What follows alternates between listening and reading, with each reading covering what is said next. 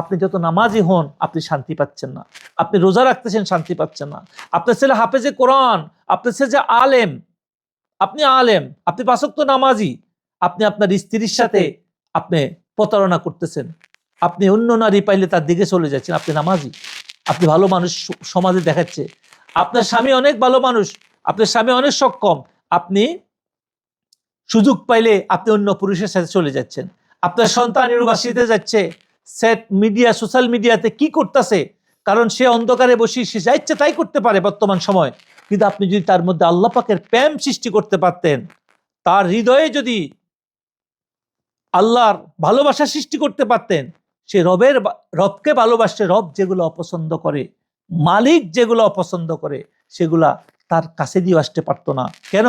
যখন আমাদের কলবগুলা জিন্দ হবে, আত্মজাগরণ হবে।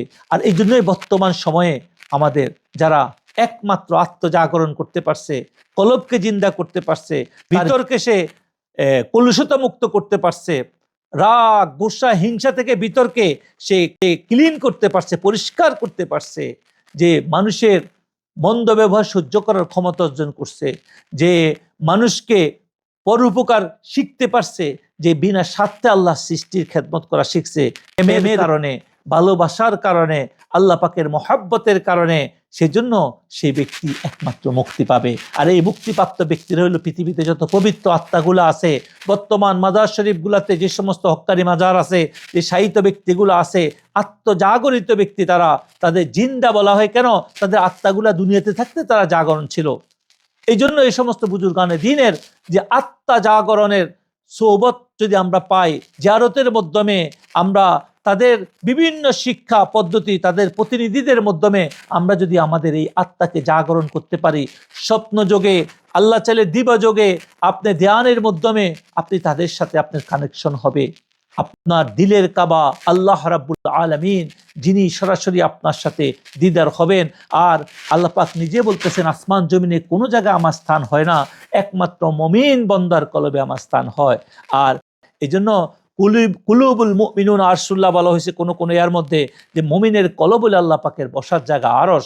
তো একবার যদি আল্লাহকে আপনি আসন পাতায় দিতে পারেন আত্মজাগরণের মাধ্যমে, আপনার সেখানে যদি কানেকশন, আপনার সেখান থেকে সমস্ত মন্দ কুলুষিত ভাব দূর হয়ে যায়, তাহলে আপনার সাথে কানেকশন, আপনার যে ব্রোকেন রিলেশন, এটা রিলেশনে পরিণত হবে, সম্পর্ক সুস্থতা আসবে।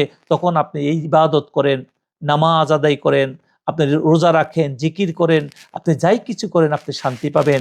বর্তমান চল চাতুরির সময় এই যে রাষ্ট্র ব্যবস্থা, এই যে দুনিয়াবি পুঁজিবাদী সিস্টেমের মধ্যে আপনি আমি সবাই গা বাসি দিচ্ছি। এআই এর যুগে, টেকনোলজির যুগে আমাদের সন্তানরা কি করতে জানি না। আজকে সমাজে আমরা নারী পুরুষ সবাই, আপনারা সবাই একই প্রতিযোগিতা আছি। আমরা কোথায় গুনাহ হবে, কোথায় কি হচ্ছে, শুধু আমরা আমাদের পদ্ধতিগতভাবে আগে থেকে যেভাবে বলে আসছে, একসময় আমাদের সমাজ ব্যবস্থায় সোশ্যাল মিডিয়া ছিল না, আমাদের মেয়েরা পর্দার মধ্যে রাখা মানে বাড়ির সীমানার মধ্যে থাকতো, ছেলেরা দূরত্ব মেনটেন করে চলতো। আজকে সেটা আপনি ঘরের মধ্যেই ঢুকাই দিচ্ছেন মোবাইলের মাধ্যমে, বিভিন্ন সোশ্যাল মিডিয়ার মাধ্যমে। আপনি সেখানে যদি আপনি তাদেরকে ঘরের মধ্যে আটকায় রাখি বা সোশ্যাল মিডিয়া থেকে আপনি দূরে রাখতে পারতেন, সেটা কখনো সম্ভব নয়। তাইলে আজকে একমাত্র একটা সম্পর্ক, একটা শিক্ষা, একটা আপনাকে ভালোবাসা, আল্লাহর সাথে যে ভালোবাসার সম্পর্ক, সেটা যদি আপনি তার ভিতরে জাগাই দিতে পারেন, আত্মজাগরণ করে দিতে পারি আমরা, তাহলে একমাত্র আমাদের পক্ষে সম্ভব ইবাদতের মধ্যে শান্তি আসা, গুনাহ থেকে বাঁচি থাকা, মন্দ কাজ থেকে বাঁচি থাকা। আপনার সন্তান যেখানে যাক না কেন, তার আত্মজাগরণের মাধ্যমে তার প্রভুর সাথে তার একটা সম্পর্ক হবে, ভালোবাসা হবে, আমানতদারিতা আসবে, নৈতিকতা আসবে। এজন্য আমরা আমাদের সন্তানদেরকে বাঁচানোর জন্য, আমাদের নিজেদেরকে বাঁচানোর জন্য আমরা আসি, আমরা আমাদের আত্মজাগরণ করি, আমাদের কলবগুলা চিন্তা করি। বড় বড় কিতাব, ভারী ভারী লক্ষ লক্ষ কিতাব, বড় বড় শ্রেণীর ডিগ্রি সার্টিফিকেট আপনি নেন, কিন্তু সেটা আপনাকে আত্মজাগরণ হবে না, আপনার জীবনে সাকিনা শান্তি আসবে না।